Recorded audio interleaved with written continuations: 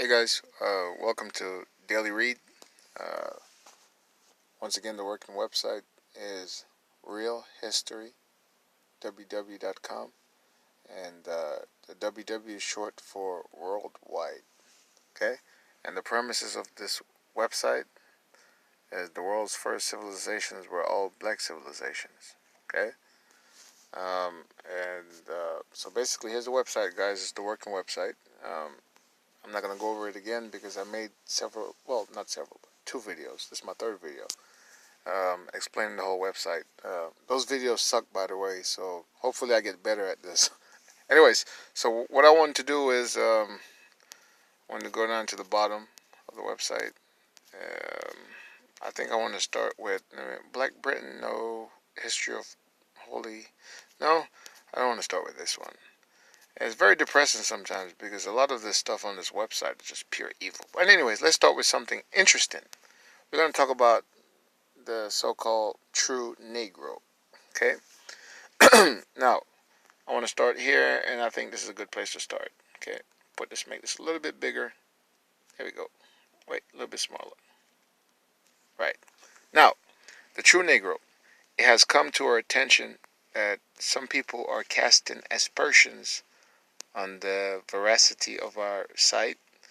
This because when they come upon pictures of ancient black Egyptians, original Europeans, Middle Easterners, etc., they say those are not black people.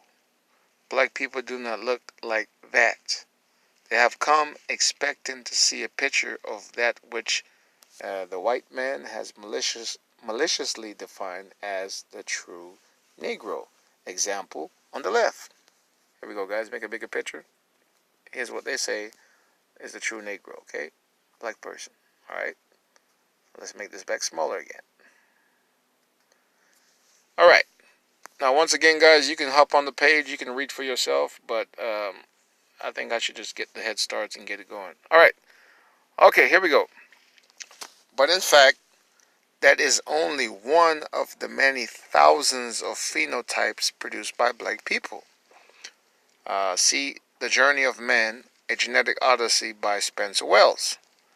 Thus, when we provide pictures of the world's 4.65 billion blacks, including original Arabs, pure-blood Asian Indians or Dravidians, pure-blood American Indians, Pacificans, Australians, and of course Africans, those indoctrinated to the racial propaganda of today's low genetic diversity, I guess he called them albinos, born of ancient Dravidians in Asia, example Germanics, Slavs, and Turks. Yes, people, pale-skinned peoples originated from Persians, black Aryans, black Dravidians, and black Turks. That is correct. They're not Europeans. They invaded the original black Europeans about 4,500 years ago, including the original diverse black cultures of Greece.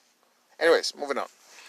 These albinos, as he calls them, with their meager 0.85 billion worldwide population, who are not native to Europe as they claim, believe us to be doctoring the images. No, of course that doesn't make sense. But for albinos, believing nonsense is preferable to facing the truth.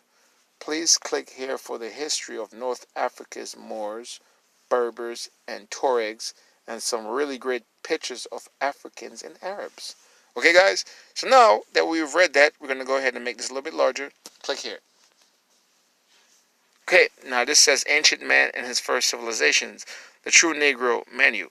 Now, I'm going to just go through maybe 20 minutes to the max of reading. So I'm just going to start right here. Reason and history for the term True Negro and pictures of modern Egyptians. Okay, here we go. Okay, now I read this part up top here already, right? Alright, here we go. It has come to our attention that some people are casting aspersions on the veracity of our site. This is because when they come upon pictures of ancient black Egyptians, Europeans, Middle Easterners, etc., they say those are not black people. Black people do not look like that. In a normal world, that would be extremely inane inane proposition. After all, the black man is the original human, and from where all other humans descend. And though duly noted in science, simple observation would indicate that the black man is the Earth's most diverse creature. He possesses all of the known types and colors of hair, eyes, noses, mouths, bodies, and even skin colors. But alas, in the white man's racist world that we all live in, the proposition is instead very understandable. They have come expecting to see pictures of that which the white man has defined as the true Negro, and there are a few to be found. To explain this seeming contradiction, we must first begin with a little history.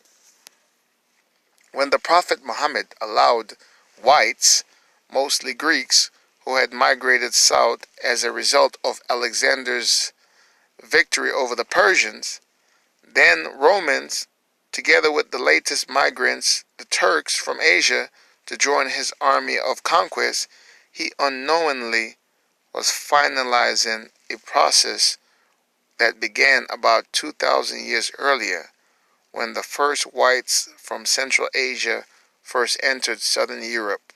First Greece fell to them, then Italy, then France, and Spain, until finally all of Europe was theirs.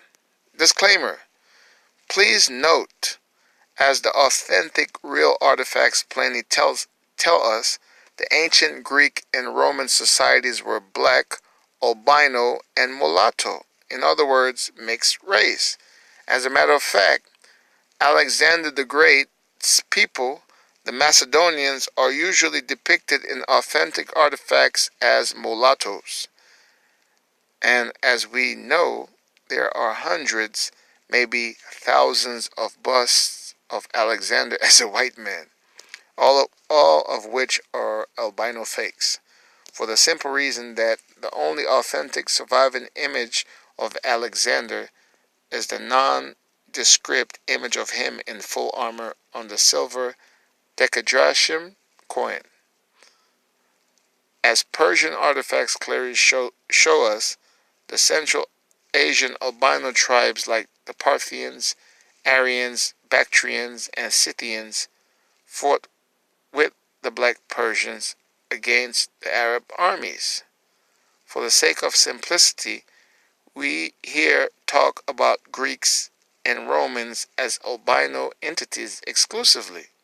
That is, of course, not accurate, as the busts of Greeks and Romans as the bust of Greeks and Romans as whites are also not accurate.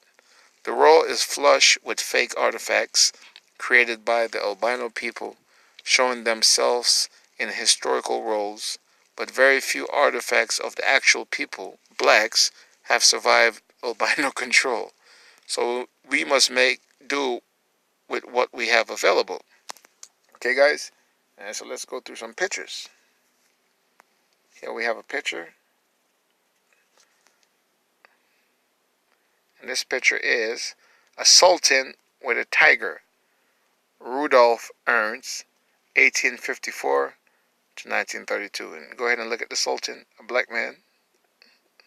Very regal looking. I could look at that picture all day. Okay, let's move over.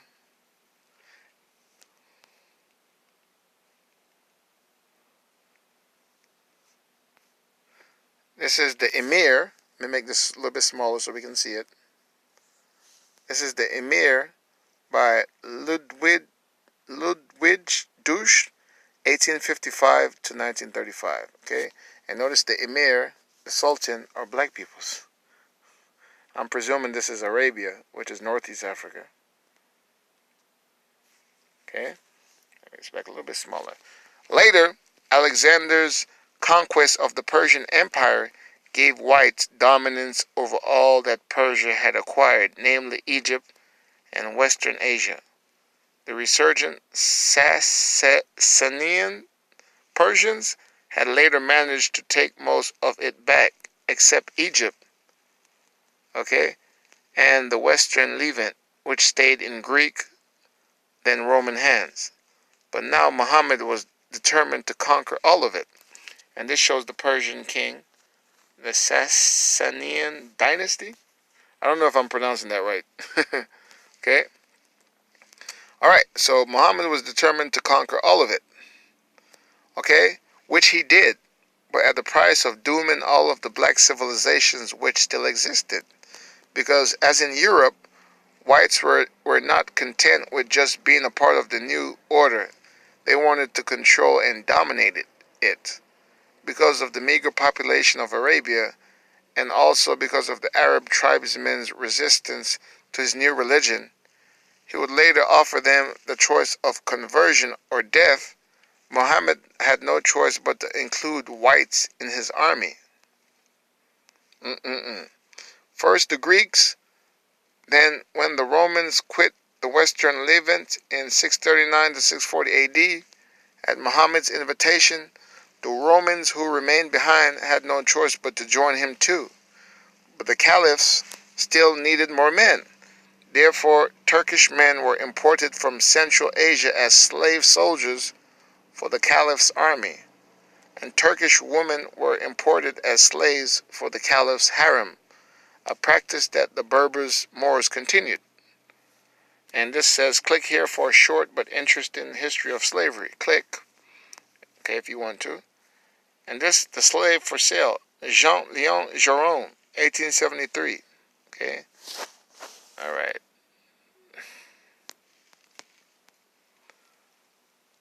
And this says, the Bath, Jean-Léon Gérôme, 1824 to 1904.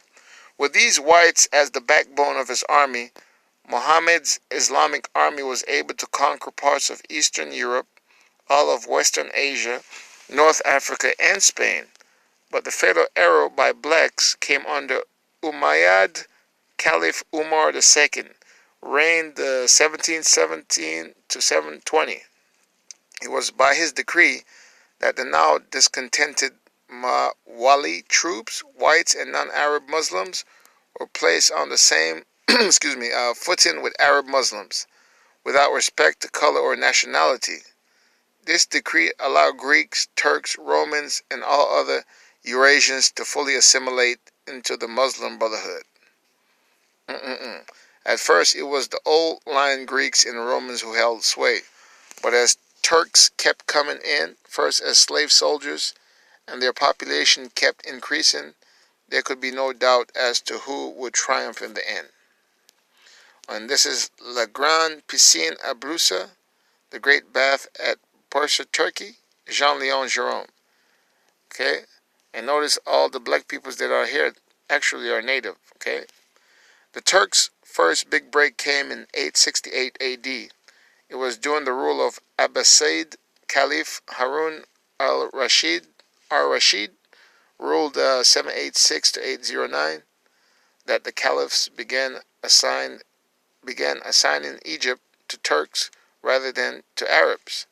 The first Turkish dynasty of Egypt was the Tulunid dynasty of Ibn Tulun, who entered Egypt in 868 AD. In Persia and Mesopotamia, which imported the first Turkish slave soldiers, the end came when Toghril Beg, the Turkish Seljuk Sultan, entered Baghdad in 1055 AD, at which point Bayud power was terminated. Thus ended what Vladimir Manorsky, the great Persiologist, called the Persian Intermezzo. In Anatolia, now called Turkey, in 1071 AD, the Seljuk Sultan Alp Arslan defeated the Byzantine Empire at the Battle of Manzikert, and thereby opened the way for several million Oghuz tribesmen to settle in Anatolia.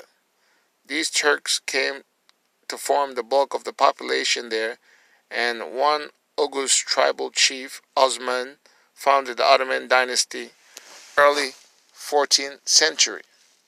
This dynasty would subsequently extend Turkish power throughout the eastern Mediterranean. The Oghuz are the primary ancestors of the Turks of present-day Turkey. In Egypt, 1250 AD, the Turkish Mamluk slaves troops rebelled, and established their own dynasty in Egypt, independent of the caliphs. Okay, and here's this, excuse me, here's the white and mixed race people of the Middle East and North Africa invariably identify themselves as Berber, Arab, or Persian, which of course they are not. They are mainly Turkish. How refreshing then to find a Middle Eastern organization that is comfortable acknowledging their true Turkish identity. Please visit the Iran Chamber Society's site page on the Islamic conquests. You will find that it is about the same as that contained in our own Persian history in the Elam section. You can click there. Click here for the Iran Chamber Society site. On a wishful note, it would certainly be nice if the Chinese government would also update their website history on the beginnings of Chinese civilization. As it stands now, if you don't already know Chinese history, you certainly won't learn it from their website. Their presentation is mealy-mouthed, confusing, and refuses to acknowledge the obvious influence of blacks and whites in China's beginnings. Luckily, there are skeletons, mummies, and scientific studies which do. Alright guys, so I'm going to cut it right here. Next time when we begin, we're going to start right here in Muhammad's own homeland of Arabia. Alright, and this is Muhammad al-Pasha, 1805 to 1848. Okay guys, thank you for listening to my rambling on Daily Read. Once again, the working website is www.realhistory.com. The WW is short for worldwide, where the premise is the world's first civilizations were all black civilizations. Okay guys, so till next time, peace.